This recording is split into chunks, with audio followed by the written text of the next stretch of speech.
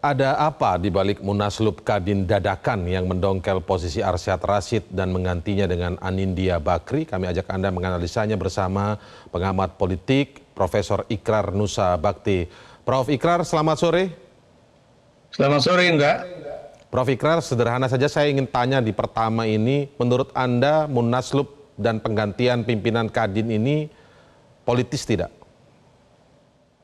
Pasti ada unsur politisnya ya. Apalagi kalau itu dikaitkan dengan persoalan take and give di dalam urusan yang terjadi pada Partai Golkar, begitu kan? Dan kemudian kita juga tahu ya, ini juga terjadi di akhir masa jabatan Presiden Jokowi, dan ini tentunya akan berpengaruh kepada transfer of power di era Pak Prabowo nantinya ya. Jadi ini juga menjadi beban juga bagi Presiden Prabowo Subianto ya, karena demikian, karena dia kan mitra kerjanya adalah Kadin. Nah, kalau Kadinnya ada dua kubu, lalu dengan siapa dia harus bekerja? Walaupun ya, saya berani mengatakan bahwa masalah ini akan selesai dalam waktu yang sesingkat-singkatnya. Kenapa demikian? Karena biar bagaimanapun resmi tidaknya sebuah kepengurusan itu tergantung kepada keputusan presiden ya. Dan disitulah yang akan menentukan siapa yang kemudian dianggap legal dan siapa yang kemudian dianggap tidak legal ya. Kenapa demikian ya? Karena kita tahu ya, Kadin yang dibentuk pada September 1968 ini adalah boleh dikatakan state corporatism. Jadi bagian dari korporatisme negara di era awal-awal Orde Baru ya. Dan karena itu Kadin adalah satu-satunya yang namanya organisasi pengusaha ya, baik dari tingkat pusat, kemudian tingkat provinsi, kabupaten dan kota ya. Dan itu nggak ada lagi itu Kamar Dagang dan Industri di daerah lain ya, kecuali yang resmi adalah satu, yaitu Kadin ya. Sama dengan misalnya Majelis Ulama Indonesia ataupun Pramuka ataupun KNPI dan sebagainya itu adalah bagian dari yang tadi saya katakan state corporatism ya. Dan ini adalah juga satu-satunya mitra kerjanya pemerintah, begitu kan, atau mitra strategisnya pemerintah. Karena Kadin yang akan menentukan misalnya bersama pemerintah mengenai berapa misalnya upah minimum regional tertinggi di suatu daerah ya, dan kemudian apa saja produk-produk dari suatu daerah yang akan diekspor ke luar negeri, karena biar bagaimanapun semua produk daerah yang akan diekspor ke luar negeri oleh sebuah perusahaan itu harus mendapatkan apa yang disebut dengan certificate country of origin ya. Jadi country of origin, jadi asal usul barang itu dari negara mana ya. Dan kita tahu kerjasama mengenai ini sudah sangat banyak dengan berbagai negara gitu, Bung. Prof. Ikrar, baik, sebelum jauh ke sana, kita tadi sudah bicara soal pentingnya Kadin ya, mitra strategis pemerintah, dan itu tadi disinggung oleh Arsyad Rashid ya dalam sebuah pernyataannya tentu saja. Tapi saya tertarik untuk menggali lebih dalam dulu, ketika Anda tadi memang ini ada unsur politis, Anda menyebut tadi kurang lebih ada soal take and give dalam dinamika Partai Golkar. Kita tahu Partai Golkar kemarin kan baru saja juga melakukan Munaslup ya. Nah, tapi ini menjadi lebih lebih lebar lagi informasi yang Anda sampaikan ini, karena kalau sebelumnya dugaan-dugaan publik yang juga mencium aroma politis di balik Munaslup dadakan Kadin ini lebih kepada soal hukuman tanda kutip kepada Arsyad Rashid yang kita tahu pada pemilu atau Pilpres kemarin 2024 Februari 2024 berada di posisi lawan politik lah kurang lebih dari kekuasaan saat ini. Artinya memang ini lebih pada soal take and give terkait dinamika Partai Golkar kemarin yang juga baru menggelar Munaslup. Apakah seperti itu, Prof? Ya, Anda tahu Indra ya, siapa kemudian menjadi anggota tim sukses siapa ya, itu juga lagi-lagi bukanlah suatu keputusan organisasi ansih ya.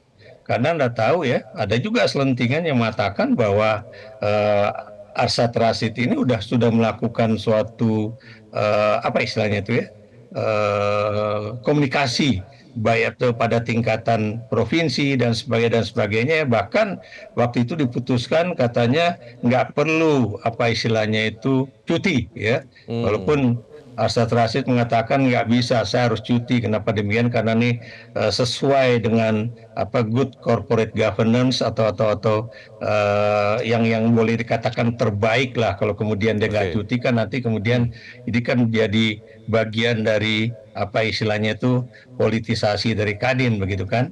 Dan Anda juga tahu ada juga selentingan yang mengatakan bahwa posisi Arsyad Rashid di TPN itu juga mendapatkan blessing dari Presiden Joko Widodo ya. Saya beri contoh yang lain misalnya kan, itu kan di dalam penentuan siapa partai kemudian masuk kemana, itu pun juga ada selentingan misalnya Perindo ketika demo masuk juga menjadi bagian dari pendukung Prabowo, Presiden Jokowi apa namanya itu konon memberikan masukan kepada Haritanu supaya Anda masuk ke sana aja lah begitu kan. Apa artinya itu berarti udah ada bagi-bagi apa istilahnya itu posisi siapa masuk ke sini, siapa masuk ke situ. Entah apa maksudnya ya, apakah itu adalah bagian supaya terjadi balance apa namanya itu political balance antara satu kubu dengan kubu yang lain, atau ini adalah bagian juga dari bagaimana Presiden Jokowi itu mengatur taktik dan strategi agar apa istilahnya itu satu kekuatan itu jangan hanya berada di dalam satu kelompok partai politik saja ya. Tapi Prof. kita Ikrar, juga tahu kalau ya, kita, Prof. Ikrar, mohon maaf, saya potong. Kalau kemudian memang strateginya dulu adalah memberikan blessing kepada Arsyad Rashid berada di kubu yang lain, bahkan sebagai ketua tim pemenangan begitu. Sementara sekarang ini jelas kita lihat dari ekspresi dan langkah-langkah yang dilakukan Arsyad Rashid setelah dikudeta tanda kutip begitu ya dalam Kadin. Apakah ini akan kemungkinan ada selanjutnya akan dibongkar oleh Arsyad Rashid terkait blessing yang kemarin itu? Yang jelas itu apa namanya informasi semacam itu sudah terbuka di masyarakat ya. Dan kemudian nanti kita lihat saja ya. Tadi saya katakan ya, apakah presiden akan membuat kepres ya, dan kepres itu diberikan kepada siapa? Itulah yang menurut saya posisi presiden yang sesungguhnya ya. Dalam hal ini pastinya ini tergantung juga kepada apa namanya itu Menteri Hukum dan HAM ya, karena biar bagaimanapun Menteri Hukum dan HAM ini juga akan menentukan apa namanya itu organisasi ini legal dan tidak legal, dan kemudian juga siapa saja menjadi pengurusnya itu juga yang menentukan kan Menteri Hukum dan HAM ya. Jadi itu kalau melihat Menteri Hukum dan HAM-nya sudah mengalami reshuffle, kemudian kalau melihat posisi Menteri Hukum dan HAM-nya sudah mengalami reshuffle dan baru saja terjadi, sementara kita tahu dulu siapa Menteri Hukum dan HAM-nya berasal dari partai politik apa dan sekarang berasal dari partai politik apa, berarti kita sudah tahu hasilnya kira-kira yang akan disahkan yang mana begitu ya, Prof ya? Betul. Jadi tadi makanya dari awal saya sudah mengatakan bahwa apa namanya itu konflik ini tidak akan berlangsung lama ya, karena biar bagaimanapun berjalannya sebuah organisasi Kadin ini kan harus cepat gitu kan. Dan kemudian apa legal dan tidak legalnya itu kan sangat ditentukan oleh siapa yang mendapatkan kepres gitu kan.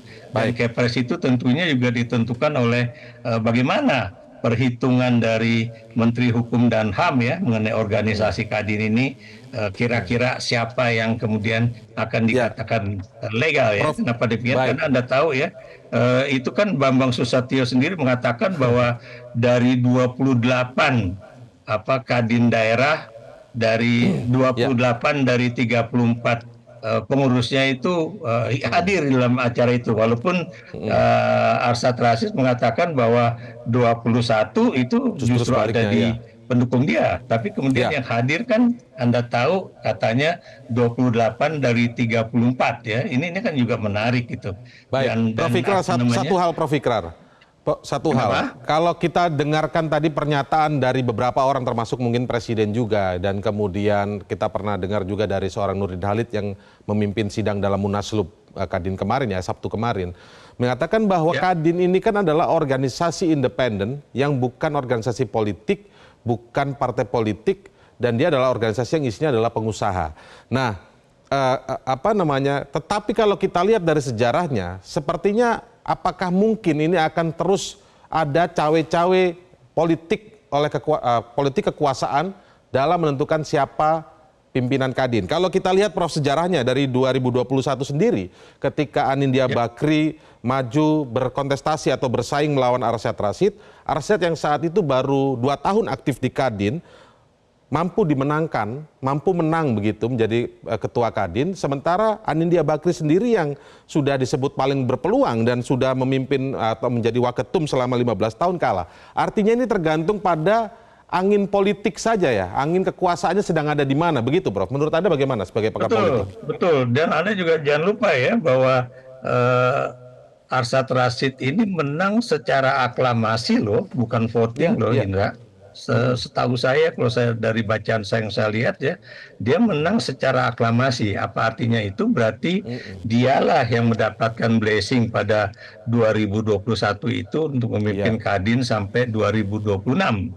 Dan kita juga tahu ya alasannya karena kebetulan Arsyad Rashid ini menjadi ketua TPN Ganjar Mahfud, dan karena itu dia harus diganti karena nggak sesuai dengan misalnya pemerintahan yang akan datang. Nah, walaupun kita tahu padahal Arsyad Rashid sudah mengatakan bahwa kami akan berupaya bekerja sama dengan pemerintah yang baru ya, untuk kemudian membantu pemerintah supaya pertumbuhan ekonomi Indonesia ke depan itu bisa mencapai 8% kan gitu. Ini pernyataan resmi dari Arsyad Rashid. Apa yang ingin saya katakan di sini berarti dia mendukung pemerintahan yang baru di bawah Prabowo Subianto dan Gibran Rakabuming Raka, atau pemerintahan baru hasil pemilu presiden 2024 kemarin ya. Dan itu tidak ada berarti persoalan politik antara Kadin dengan pemerintah.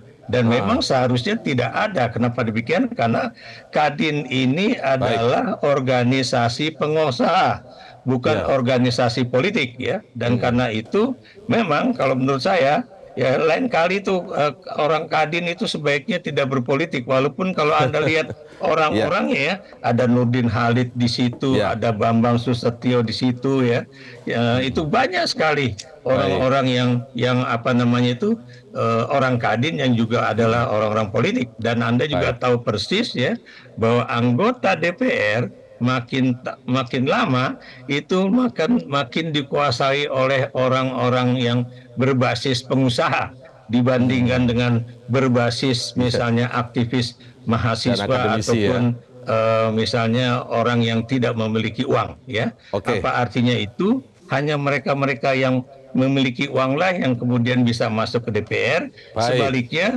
karena mereka juga punya kebutuhan politik, makanya mereka juga bermain di Kadin begitu. Baik, Prof Ikrar, sayang sekali ada faktor lain yaitu yang disebutkan tadi, take and give, terkait dinamika sebuah partai politik yang berlangsung sebelumnya begitu, yang kemudian membuat dugaannya Arsyad Rashid harus diminggirkan begitu ya Prof Ikrar. Terima kasih Prof Ikrar atas waktunya bersama kami di Metro hari ini. Sama-sama, Indra. Jelajahi cara baru mendapatkan informasi. Download Metro TV Extend sekarang.